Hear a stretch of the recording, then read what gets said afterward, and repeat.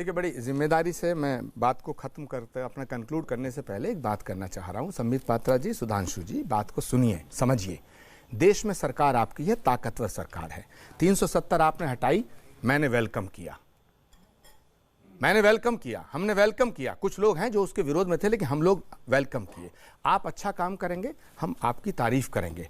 आपने मंदिर नहीं बनाया, मंदिर सुप्रीम कोर्ट की वजह से बन रहा है, वादा आपने किया था, लेकिन बन रहा है, हम उसका स्वागत करते हैं, ठीक है। तीसरी बात, मुसलमान हिंदुस्तान का अगर है तो हिंदुस्तानी है, उसे जिन्ना से जोड़ने की गलती मत करिएगा। वो जिन्ना की आवाज पे पाकिस्तान मुसलमान ने जाना कबूल नहीं किया, गांधी के वादे पे हिंदुस्तान की मिट्टी में मरना कबूल किया। अगर गलती जिन्ना ने की तो सुनिए साहब, गलती जिन्ना ने की तो सजा हारून यूसुफ को देंगे? नहीं। 370 पे मुसलमान नहीं निकला। बाबरी मस्जिद वाले इशू पे, अयोध्या राम मंदिर पे फैसला आया, सुनिए, मुसलमान सड़क पे नहीं निकला। और आप जो ये जो बिल है, इसका विरोध हम इसलिए नहीं कर रहे कि ये हिंदुस्तान पाकिस्तान, हम इसलिए कर रहे हैं कि इस देश की संविधान के अंदर रहते हुए आप जो फैसले ले रहे हैं, तो कम से कम आप फेस करने को तैयार होइएगा। सुधांशु त्रिवेदी जी ने बड़े अदब के साथ ये बात कही कि उड़ रहे थे वो बादल हिलाल के, यानी कि इन्होंने ये बताने की कोशिश की है कि जो मुसलमानों ने जश्न मनाया वो एक इस्लाम के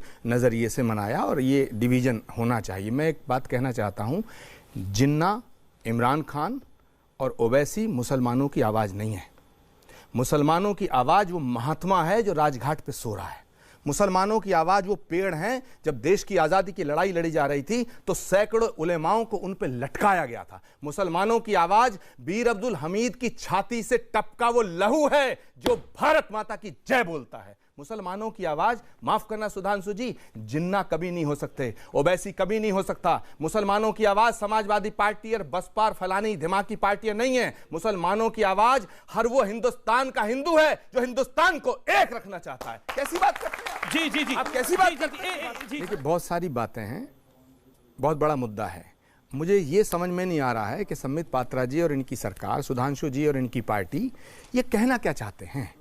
कभी कहते हैं हम ये कर रहे हैं लेकिन इसलिए कर रहे हैं क्योंकि मनमोहन सिंह जी ने किया था। कभी कहते हैं हम ये कर रहे हैं लेकिन इसलिए कर रहे हैं क्योंकि ये महात्मा गांधी ने कहा था। भाई, महात्मा गांधी ने ये कहाँ कहा? अभी आपने पढ़ के बताया उनका स्टेटमेंट। उन्होंने कहाँ कहा कि मुसलमान को नहीं अलाउ करेंगे आप? मैं कह रहा हूं आप सारे शरणार्थियों को अलाउ करिए। शरणार्थी में और घुसपैठिए में फर्क होता है। अगर कोई घुसपैठिया भारत में है, उसे बाहर करते क्यों नहीं? आप निकालिए। आप घुसपैठिए बाहर नहीं निकालते ना, आप घुसपैठिए नहीं निकालते, आप डिवीजन करना चाहते हैं। मैं कहना चाहता हूं संबित जी कि आप कि धर्म के नाम पे डिवीजन कर रहे हैं ये लोग। एब्सोल्युटली। और मैं कहना चाहता हूं ये धर्म के नाम पे डिवीजन करके अपनी सत्ता बरकरार करना चाहते हैं, हिंदुओं को भी मूर्ख बनाना चाहते हैं। ये एक मुसलमान को, एक घुसपैठियों को जिस दिन बाहर कर दें, आप बता देना, ये तो बैकफुट पे आए पड़े। अगर झारखंड जीत जाते तो ये फिर ताने मारते, हम ये करेंगे, हम वो करेंगे, हम ये करेंगे। आज कल से सफाई देते घूम रहे हैं, और रमेश देवगन, मेरी बात सुनिए खत्म करने से पहले, कि हमको बांट करके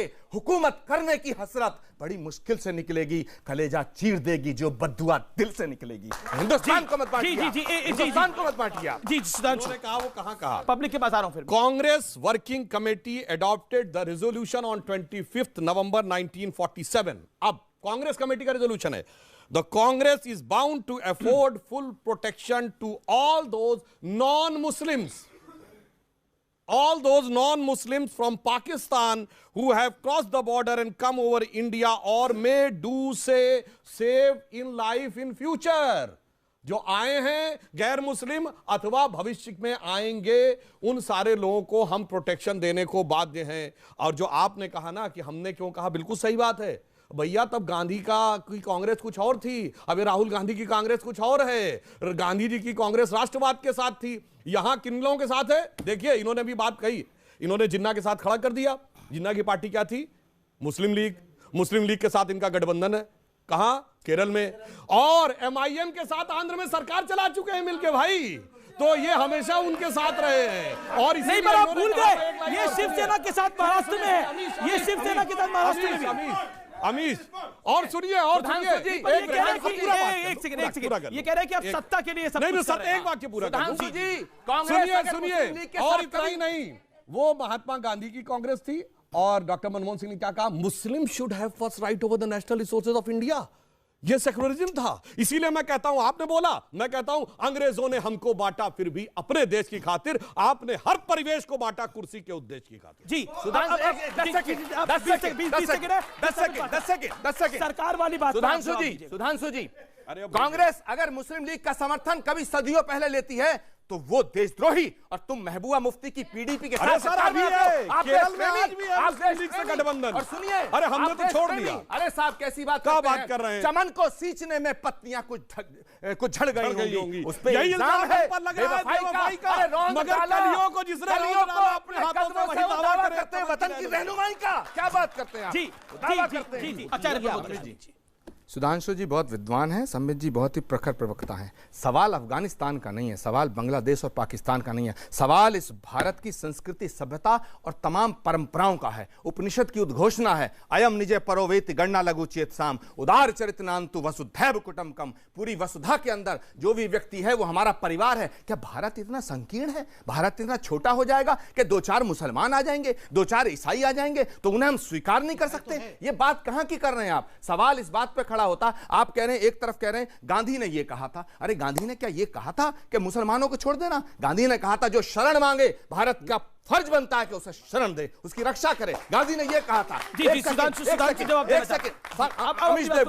दूसरी बात मैं बड़े सम्मान के साथ पूछ रहा हूं, सुधांशु जी आप भी गौर करें इस बात पे। अमीश देवगन, पूरा दुनिया देखेगी आपका चैनल। मैं पूछना चाहता हूं, अगर आपको कुछ चेंज करना ही नहीं था, आप कह रहे हैं कि एक राशन कार्ड दे दोगे तो भी हो जाएगा, पोस्ट कार्ड लिख दोगे तो भी, तो फिर भाई इस बिल को लाने की जरूरत क्या थी? खाया पिया कुछ नहीं, गिलास तोड़ा चारा ना, ये क्या कहां की बात? अब आप सफाई से घूम रहे हैं। अरे आपको अगर नहीं, आप कल तक ये कह रहे थे संसद के अंदर हम एनआरसी लाएंगे, पर इनका आरोप है कि कह रहे थे, सुनिए दिया जलाने की वादा बात किया था, देश जलाने की बात करते हैं। देवगन जी छोड़ो ना, ये देश जलाने की बात हम कर रहे हैं, हम कर रहे हैं। कैसी बात करते हैं? ये बोला आरोप लगा की बात हम नहीं कर रहे। सुनिए, देश जलाने की बात और देश को बचाने की बात, माफ करना, इस देश का बच्चा देशभक्त है, देशद्रोही नहीं है। नीयत को बदलो, दृष्टिकोण को बदलो, नजरिए को बदलो। ठीक है, सुधांशु त्रिवेदी, मुझे इस देश में कोई देशद्रोही नजर नहीं आता।